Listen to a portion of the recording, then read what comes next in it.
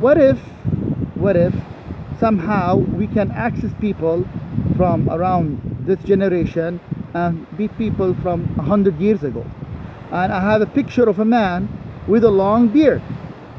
So if I, without either knowing that person, it's just a picture, any picture of a long beard, if I take that picture and I go to a person a century ago, usually and typically they would look at it as a man of wisdom, a man of comfort, a man that I want to go to seek advice. That's how we feel about it. It's not something we think.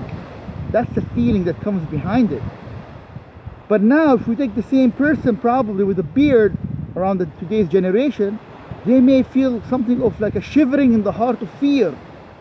They don't know why, but they see fear and they feel, that's kind of an evil person, terrorist in a better way.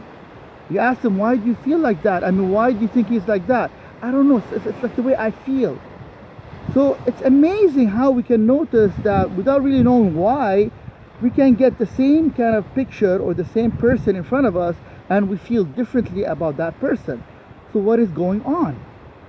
The key thing that's going on that I like to kind of simplify, that we have two types of the minds.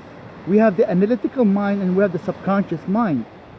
Our subconscious mind, think of it as a storage of experiences and different environmental factors that you went through that builds up in your subconscious, and it will tell you how to feel once you see an image. The analytical mind, on the contrary, is more of the logical mind, where it can analyze and tell to itself, okay, here's the advantages and disadvantages. I think that person is a good person or not good person, analytically. So you have both going on. And usually when we say common sense, usually common sense is a reflection of our subconscious mind. How our subconscious mind is being kind of treated within the years, almost from the day you were born till today.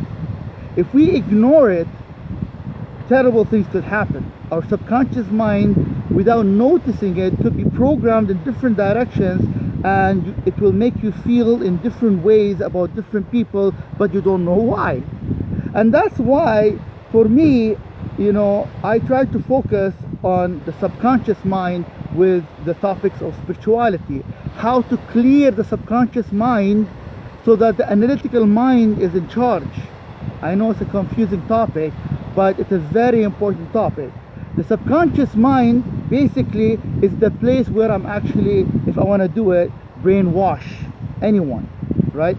And brainwashing techniques is so vast. I mean, I'm not going to mention all these techniques available, but a very common technique, with brainwashing is very simple, especially with our era, with our technology, with our multimedia, with our, voice and our sound system and everything. It's very common. Nowadays, if I want to kind of convince you about something, I don't have to go to you and explain to you and convince you and soon enough gets to the subconscious mind. There's no need for that anymore. What I need to do is I need you to watch TVs and YouTube and all these social medias that will affect your subconscious mind without recognizing. Okay, so in this YouTube, I'm not gonna talk about the strategies used by those rich multimedia corporations in slowly and steadily program the subconscious mind, so that eventually, literally, people could be reprogrammed, rewired in the way they want and think in the way they want without noticing it.